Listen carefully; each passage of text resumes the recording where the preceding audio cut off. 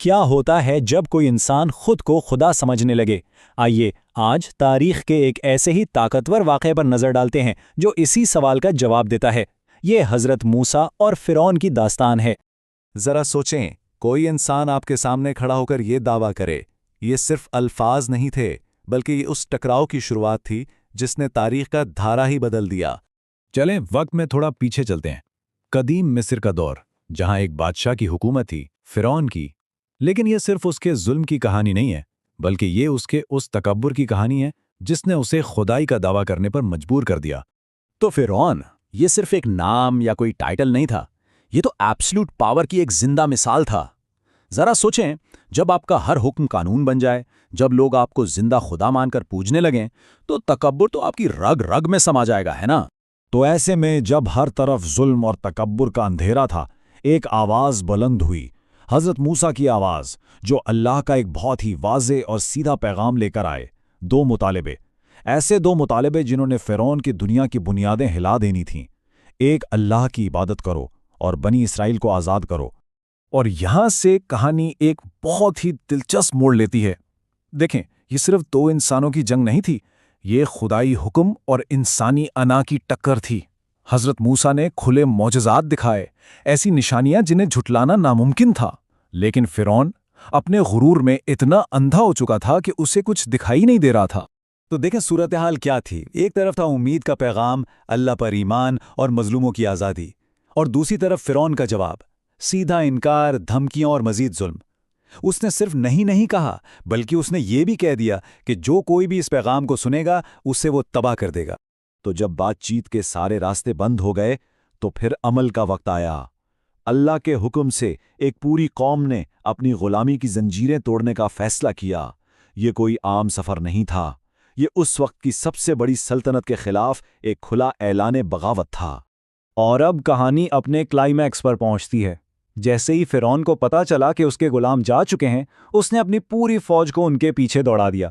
اب بنی اسرائیل ایک ایسی جگہ پھنس چکے تھے جہاں سے نکلنا ناممکن تھا۔ ایک لمحے کے لیے خود کو ان کی جگہ رکھ کر سوچیں۔ آپ کے سامنے ایک بہت بڑا گہرا سمندر، نہ کوئی کشتی، نہ کوئی پل، نہ بچنے کا کوئی راستہ، بس پانی ہی پانی۔ اور اگر پیچھے مڑ کر دیکھیں تو تلواروں کی چمک، گھوڑوں کے ٹاپوں کی آواز اور ایک غصے سے بھری فوج جو بدلہ لینے کے لیے آ رہی ہے۔ مطلب آگے سمندر اور پیچھے فرعون کی فوج، بچنے کا کوئی راستہ ہی نہیں تھا۔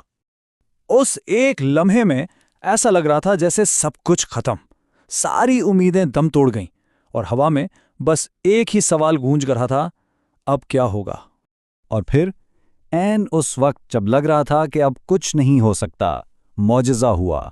اللہ کا حکم آیا، حضرت موسیٰ نے اپنا عصا سمندر پر مارا اور ناممکن ممکن ہو گیا۔ وہ پانی جو رکاوٹ تھا وہی راستہ بن گیا۔ یہ کوئی اتفاق نہیں تھا، یہ اللہ کی طرف سے براہ راست مدد تھی۔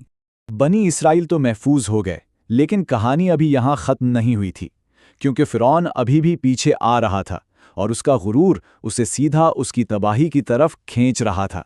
اور یہی وہ مقام ہے جہاں فرعون کا تکبر اسے پوری طرح اندھا کر دیتا ہے۔ اس نے بھی وہی معجزہ دیکھا، لیکن اسے اس میں اللہ کی قدرت نظر نہیں آئی۔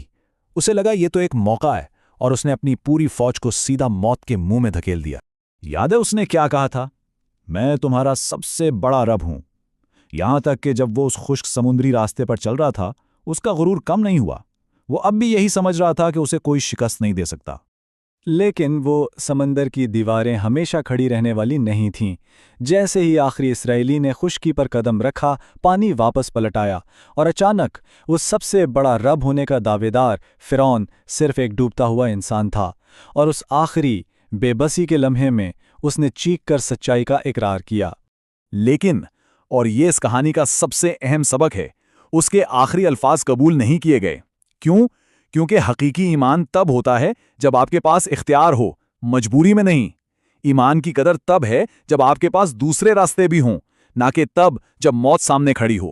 شاید ہم سوچیں کہ کہانی یہاں ختم ہو گئی، فرعون سمندر میں ڈوب گیا، بات ختم۔ لیکن نہیں، اس کہانی کا ایک آخری اور سب سے حیران کن حصہ ابھی باقی ہے، ایک ایسا حصہ جو آج بھی ہمارے سامنے موجود ہے۔ قرآن پاک میں اللہ تعالیٰ فرماتا ہے کہ فرعون کے جسم کو محفوظ کر لیا گیا۔ کیوں؟ تاکہ وہ آنے والی تمام نسلوں کے لیے ایک نشانی بن جائے۔ سمندر نے اسے نگل تو لیا لیکن اللہ کے حکم سے اس کے جسم کو باہر پھینک دیا، عزت کے لیے نہیں بلکہ عبرت کے لیے، ایک ایسی نشانی جسے دیکھ کر لوگ تکبر کا انجام کبھی نہ بھولیں۔ سوچیں ذرا، 3000 سال سے بھی زیادہ کا عرصہ گزر چکا ہے اور وہ نشانی آج بھی دنیا کے سامنے موجود ہے۔ یہ اس قدیم واقعے کو سیدھا ہمارے آج کے دور سے جوڑتی ہے اور ہمیں یاد دلاتی ہے کہ تاریخ کے کچھ سبق کبھی پرانے نہیں ہوتے۔ تو آخر میں اس پوری داستان سے ہمیں کیا سبق ملتا ہے؟ پہلی بات تو یہ کہ تکبر اور ظلم کا انجام ہمیشہ تباہی ہوتا ہے۔ دوسری بات، اللہ کی طاقت سب سے بڑی اور حتمی ہے۔ اور تیسری اور شاید سب سے اہم بات کہ سچے ایمان کا وقت تب ہے جب آپ کے پاس مہلت ہو، عذاب کو دیکھ کر نہیں۔ یہ سبق صرف تاریخ کا حصہ نہیں ہے، یہ آج بھی ہمارے لیے اتنے ہی اہم ہے۔ آخر میں یہ کہانی ہمیں ایک بہت گہرے سوال پر سوچنے پر مجبور کرتی ہے۔ دیکھیں، یہ صرف فرعون کی کہانی نہیں ہے، اس میں ہم سب کے لیے سبق ہے۔ کیا ہم تاریخ سے سیکھیں گے یا تکبر اور انکار کے اسی چکر کو دہراتے رہیں گے؟ یہ وہ سوال ہے جس کا جواب ہر نسل کو خود تلاش کرنا ہے۔